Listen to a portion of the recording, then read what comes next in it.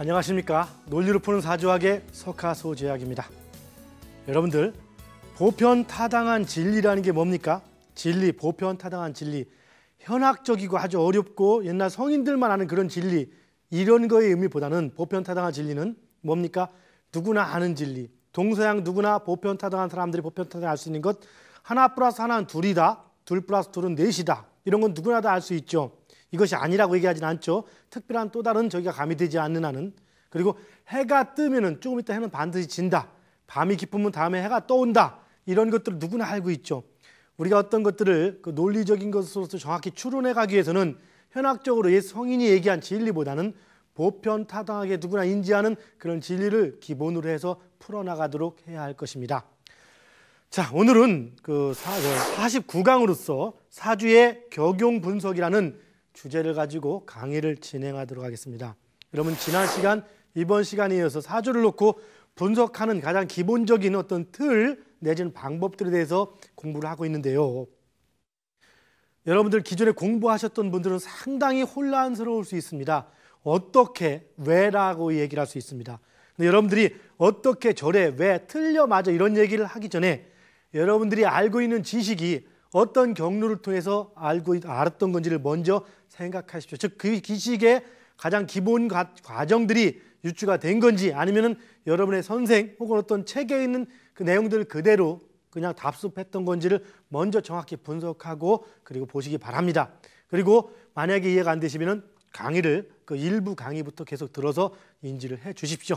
자, 그럼 공부를 해보도록 하겠습니다. 동양학의 뿌리를 두고 발전해온 사주학. 사주학의 근간을 이루고 있는 음양오행설을 새로운 관점으로 분석하며 사주학을 보다 명확한 논리체계로 재조명한 석하. 동양의 과학, 사주명리학. 이제 그 근본 원리를 석화와 함께 명확한 이론체계를 통해 밝혀보자.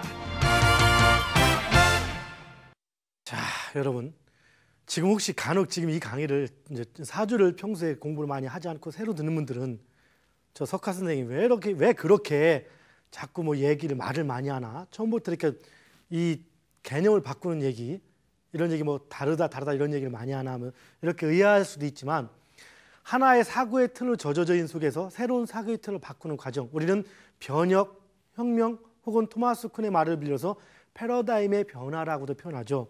하나의 패러다임이 변화되는 과도기에 있다 보니까 상당히 많은 혼란들을 가져올 수 있는 시기가 지금의 시기입니다. 그래서 그런 것들을 분석해 주기 위해서, 또 알려주기 위해서, 틀을 깨기 위해서 자꾸 이렇게 기존에 공부했던 분들을 위해서 이렇게 얘기를 많이 하는 겁니다. 왜 그러냐고요? 제 문화에서는 공부를 하는 분들이 상당히 많은데, 기존에 그 유명하신 그 작고하신 누구 도사분들의 뭐 제자분들도 있고 여러분들이 많이 있지만, 보면은 공부를 오래 했던 분이 있고 새로 공부한 분들이 계신데, 이제까지 보면은 새로 공부를 처음부터 한 분들이 더 빨라요. 항상 기존에 공부를 10년, 20년 하고 뭐 대단히 유명했던 분들, 이런 분들이 그 공부를 하다 보면 늦습니다. 공부가. 왜 그러냐? 아는 건 많이 있는데 기존의 사고방식으로 젖어 있기 때문에 자꾸 틀을 깨지를 못하는 겁니다. 그분들이 처음에 그걸 받아들일 때 논리적 체계에서 받아들인 게 아니라 그냥 받아들인 겁니다. 누구나 그렇듯이.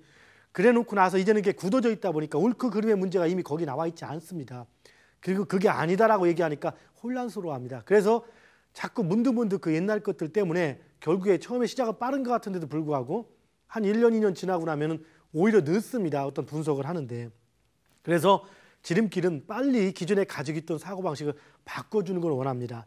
기존에 여러 가지 개념들을 가지고 있는 분들이 제 새로운 지금 이 저의 논리를 정확히 받아들이고 나면은 그때는 다시, 즉 이제까지 묶어놨다가 알고 있는 지식을 묶어놨다가 받아들이고 다시 그걸 풀어보면은 그때는 좀 더 정확하게, 좀 더 깊게 사주 아니면 사람들 흐름을 추론해 나갈 수 있을 것입니다. 그러나 이 공부를 하는 과정 속에서 둘을 같이 혼용을 잘못하다 보면은 사실 혼란만 되고 답이 안 나온 경우가 많습니다. 그래서 제가 이렇게 얘기를 많이 하는 겁니다. 그래서 처음 공부하는 분들은 그냥 공부하면 되지만 사실은 기존에 사주 공부를 했던 분들이 일부 강의를 더 정확히 들어줘야 됩니다. 그래서 모든 것, 왜 목이고 왜 화인가부터, 왜 해필이면 오행인가부터, 그냥 오행 있어 이렇게가 아니라 왜 그런가부터, 하늘은 대우주고 나는 소우주니까 감응한다, 이건 좋지만 하늘과 감응, 즉 때에 따라서 감응할 때도 있다라는 건 좋지만 반드시 감응하는 게 아니고 나는 반드시 인간이라는 것은 소우주는 아니거든요.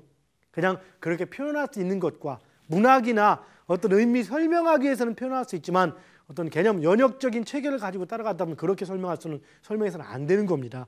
바로 이런 것들에 대한 기준들을 잡아줘야 되기 때문에 제가 이렇게 얘기를 많이 합니다. 사주를 분석하는 방법도 가지각색입니다. 앞으로 제가 여러 가지에 대해서 얘기를 하겠지만 원래는 아마 조금 지금이 49강째인가요? 조금 더 뒤에 사주의 격용 분석을 해야 될 거지만 우리 강의를 또 진행하다 보니까 60강으로 일단 어느 정도 한 강의를 어느 정도 마무리 짓자 계획을 잡고 있다 보니까 조금 일찍 사주 분석에 대한 내용들이 지금 들어가고 있습니다. 일단은 여러분들 잘 들어두시고 중요한 건 여러분 사주를 분석하는 행위 자체가 중요한 것이 아니라 이제까지의 강의 흐름들, 이 내용들이 뭡니까? 인생사의 모든 것들을 유추하는 겁니다. 마지막에 어떤 행위 하나를 찾는 게 중요한 것이 아니고 그 행위 하나 그게 중요한 것이 아니고 이 공부를 기본 음양오행론부터 모든 공부를 하다 보면은 이 공부는 정말로 철학이고 사상이고 인간학입니다. 이 공부를 하다 보면은 세상의 지혜이기 때문에 세상을 살아가는 기준들과 시각들이 바뀌어 나갑니다. 제가 얘기하는 것은 격용을 잘 잡아서 좀 더 정확히 추론하는 문제를 말씀드리는 게 아닙니다. 그 이전의 문제, 어쩌면 그것이 더 중요합니다. 그리고 그 중요하면서도 중요하지 않게 보이는 부분들의 그 부분들이 완성되어 있을 때 마지막에 대한 그 사주 분석에 대해서 마지막에는 그런 분들이 오히려 승자가 됩니다. 단지 격용만 딸딸해서 되는 부분은 아니란 얘기죠. 자, 사주를 분석할 때 통상 보면 월지가 중요하다는 개념은 고전에 어디든 나와 있습니다. 그러다 보니까 월지를 탄 것, 그리고 격이나 용이나 이런 개념 용어조차도 사실은 많이 얘기를 해야 한다겠습니다. 격과 용의 용어 몇 번 얘기를 했었지만 고전의 의미에서 격과 용의 개념은 지금은 많이 와전되어 있습니다. 이 개념들이. 우리가 조장한다는 거 혹시 아시나요? 조장? 분위기를 조장한다. 분위기를 조장한다는 게 뭡니까? 분위기를 만든다. 조금 안 좋은 분위기를 만든다. 지금 이렇게 의미가 돼 있죠. 그런데 원래 의미의 조장은 이런 거는 아닙니다. 이런 개념보다는 조금 와전되어 있죠. 옛날 그 중국에서 했던 고사인데 어떤 농부가 있는데 뭡니까? 남들이 막 벼를 잘하는데 우리 벼가 잘 안 자란다고 고민하다가 어느 날 갑자기 막 이렇게 죽으라고 뭐를 했습니다. 그리고 집에 왔죠. 우리 가족들한테 내가 이제 벼를 빨리 자라게, 남들 빨리 자라게 해주고 왔어. 아이고 고생했어. 라고 하면 녹초가 돼서 왔으면서 안심을 하고 흐뭇해하는 모습을 나타냅니다. 이때 가족들이 보고 깜짝 놀라죠. 이 양반이 약간 어설프다 보니까 뭐가 문제가 있지 않나고 얼른 뛰어나가 보니까 어땠습니까? 옛날에는 지금은 벼라고 표현할 게 조라는 걸 많이 조라 가지고 스승이라고도 표현한 조를 많이 중국에서 재배되는데 그 조죠. 지금으로 치면 벼이삭이라고 칩시다. 벼이삭. 벼이삭이 이렇게 좀 남들보다 이렇게 안 나와 자라지 않았다 보니까 이걸 빨리 자라게 위해서 벼 모가지를 잡아서 이렇게 하나씩 일일이 뽑아놓고 왔습니다. 이렇게 한 1, 2cm씩 빨리 자라가게 위해서 얼마나 힘들었겠습니까? 그 많은 벼를 모가지 뽑다 보니까 그러니까 남들보다 이제 높이가 더 올라온 거죠. 그리고 이 사람은 이제 고생했다고 온 겁니다. 그럼 결국에는 뭡니까? 이 벼는 자랍니까? 안 자랍니까? 이제 죽죠. 즉 쓸데없이 일을 더해서 망치는 것. 이것이 원래는 조장의 의미인데 지금은 조장의 의미가 이런 것보다는 이게 고사인데 지금은 이상한 분위기를 만든다. 이런 의미로 많이 와전되어 있습니다. 우리는 어떤 의미는 시대에는 시대에 많은 의미가 있습니다. 이것도 상대와 절대의 개념이라는 성태에서 나오는데요. 상대와 절대. 상대적 세계 속에서 상대적 현상을 찾기 위해서 절대적인 것을 구분하는 것이지 절대적인 개념만 찾기 위해서 절대적인 걸 구분하는 게 아닙니다.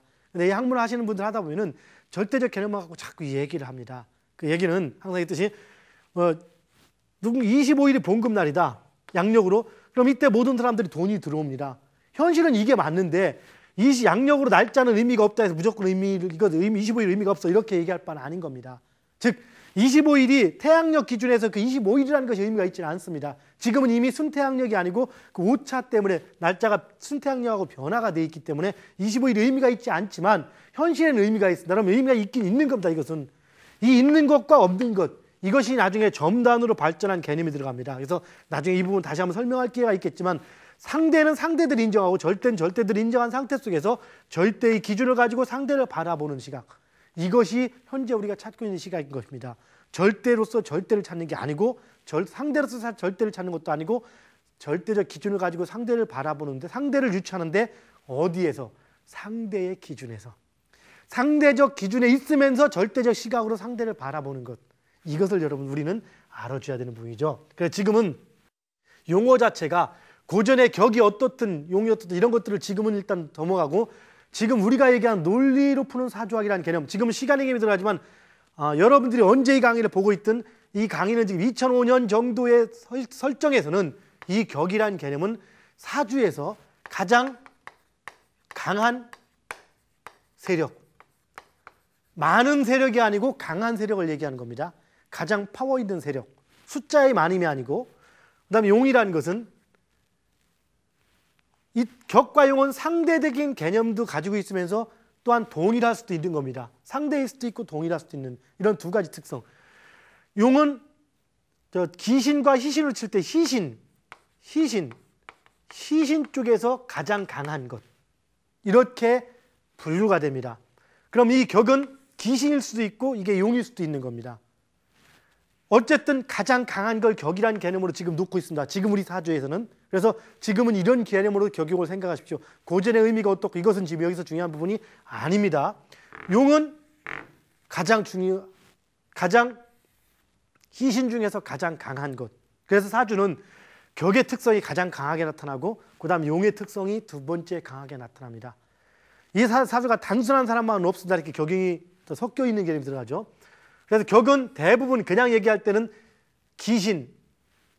왜? 통상 사주를 기준할 때 일간을 기준으로 쳐서 식재관이 강할 때, 인비가 강할 때 가장 강한 것은 격이고 이것이 기신에 해당되기 때문에, 그리고 반대쪽이 용신이 되고 이런 현상이기 때문에 격이 기신을 의미하는, 최대 기신을 의미하는 경우가 많습니다. 그러나 또한 사주에 종격이라는 특수체계가 또 있고 화격이라는 특수체계가 있기 때문에 격이 반드시 기신을 의미하는 건 아닙니다. 그런데 제가 가끔 용어를 쓸 때 격을 최대 기신의 의미로 사용할 때도 있다는 것들을 여러분들은 알고서 이해하고 받아들이십시오. 그러나 격은 원칙적인 격 속에는 최대 기신의 의미를 갖지 않습니다. 그래서 이 최대 기신의 의미를 다시 갖기 위해서 또 파의 개념을 가졌는데, 파의 개념을 하다 보니까 형충파해라는 기존의 고전론에 있는 그 신살 개념의 파하고 또 혼동을 하기 때문에 이걸 좀 여러 가지 각도로 좀 생각하지만 그 파하고는 다른 개념입니다. 최대 기신의 의미를 얘기를 하는 거죠. 어쨌든 격과 용의 개념들을 여러분들은 이렇게 알아두셔야 됩니다. 가장 강한 것. 그러다 보니까 이 사주체는 인수격하면 인수의 특성이 일단 가장 강하게 나타납니다. 그래서 관격하면 일단은 깡패, 이렇게 얘기해도 틀린 말은 아닙니다. 물론 깡패라고 여기서 얘기할 때의 취상은, 깡패의 의미는 깡패할 때도 또 보면은 행동적 특성이 강하다, 무관이다 이런 의미가 있고 불량하다 의미도 있습니다. 그러나 여기서 깡패하는 것은 불량하다 의미가 아니고 행동적 특성, 무관의 의미를 얘기하는 겁니다. 그래서 이것은 여기서 깡패, 군인, 검찰 이것은 같은 의미로 얘기하는 것이지 불량하다는 의미가 아니기 때문에 혹시 제가 깡패에게도 깡패님들께서 불편해하지 마시기 바랍니다. 아시겠죠? 자, 어쨌든 어떤 분이 우리는 관격 한번 써. 관격이면 주먹자랑 말해야겠고 이렇게 얘기를 해야 되고, 식상격 같다면 일단 뭡니까? 거기서 아는 척하지 말해야겠네 이렇게 얘기를 해야 되죠. 인수격하면 지혜롭구만, 대신에 좀 사람이 게을른 면이 있겠구만 이렇게 얘기할 수도 있는 겁니다. 일단은 이런 기준이 원칙입니다. 물론 이게 100% 지금 끝난 게 아닙니다. 원래 인수격 이런 개념도 또 바뀝니다. 20신 얘기했죠. 일간이 양간일 때와 일간이 음간일 때와 또 기준이 다릅니다.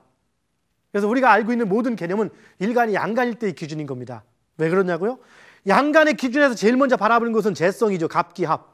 을간의 기준에 제일 먼저 바라보는 것은 관성입니다. 을경합. 그래서 음간과 양간은 같은 이불 속의 부부지만 바라보는 시각이 다릅니다. 그래서 남자는 지나간 여자를 보고 이쁘다 하고 아내는 뭘 보고 이쁘다 할지는 모르겠지만 어쨌든 바라보는 기준이 다른 겁니다. 그래서 지금은 일단 기본적인 룰을 정하기 위해서 제가 이렇게 편안하게 얘기를 하는 거지만 다시 또 좀 이따가 강의 시간에 그 20신 개념으로서 다시 구분을 해줍니다. 그럼 그때부터 정확히 적용이 들어갑니다. 그러나 지금은 원칙적인 개념으로서 알고 계십시오. 자, 어쨌든 누군가가 제격이다 싶으면은 일단은 돈에 대해서는, 그럼 돈을 많이 법니까 못 법니까? 이건 얘기가 틀립니다. 제격인데 제가 기신이 있을 격이다 싶으면은 돈을 쫓긴 하되 돈을 많이 버는 것보다는 돈 때문에 고민을 많이 하는 거라도 이렇게 되는 거고, 그러나 돈에 대한 감각은 남다른 건 사실입니다. 꼼꼼한 것도 사실인 거고요. 성실한 것도 사실이죠. 그런데 이 제격이 지나쳐버리면은 성실이 나 자신에게만 성실하다 보니까 어떻습니까? 나 자신에게만 성실하다 보니까 이 사주의 원 개념, 인간의 가장 기본이 자신만을 위한 거거든요. 그게 지나치다 보니까 남들한테 욕을 먹게 되기도 하고요. 이런 현상의 특성이 나타나는 거죠. 그래서 사람은 가장 강조하는 것이 뭡니까? 어떤 판단을 할 때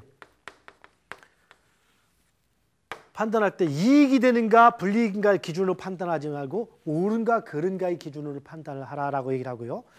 이익을 추구할 때 항상 얘기를 합니다. 제가 이것은 우리 문화생들에게, 그리고 여러분들은 이제 도반입니다. 도반들에게 얘기하는 거죠. 이익을 추구할 때는 항상 이익은 세 가지가 있습니다. 첫 번째는 이 모양은 상대적인 개념이 상대적 세상이다 보니까 내가 이익을 보면 누군가는 손해를 보는 경우가 많습니다. 그러니까 어떤 사람에게 손해를 보는 이익이 있고요. 손해를 끼치는 이익이 있고, 두 번째는 그냥 손해도 안 보고 이익도 안 보는 그러한 내 순수 이익이 있습니다. 세 번째는 둘 다 같이 양쪽이 윈윈 전략이죠. 둘 다 이익이 되는 경우가 있습니다. 그런데 가장 많은 것은 누군가 손해 보면서 내가 이익되는 게 더 많습니다. 그래서 그걸 합니다. 그러나 제가 여러분에게 얘기하는 것은 최소한 가급적이면은 둘 다 이익이 되는 방법을 취하다. 이것이 안 되면은 즉 최소한 누군가에게 눈에 보이는 누군가가 이 손해가 되지 않는 선에서 이익을 취하십시오. 남을 아프게 하고 내가 이익을 취한 이익은 결코 고스란히 내 이익이 되지 않습니다. 단지 그것이 지금 나타난 게 아니니까 여러분들 못 느낄 뿐이죠. 이건 명심하십시오. 우리 식구들은, 이 공부를 하시는 분들은 무엇인가 이익을 취할 때 남이 최소한 안 좋은 개념으로서 이익을 취할 생각은 하지 말라는 겁니다. 어떤 사람이 내가 어떻게 하든 안 하든 그 사람이 아픔을 겪을 수 있을 때 최소한 내가 그 아픔을 겪게 하는 대상이 되지는 말라는 겁니다. 무슨 얘기인지 아시겠습니까?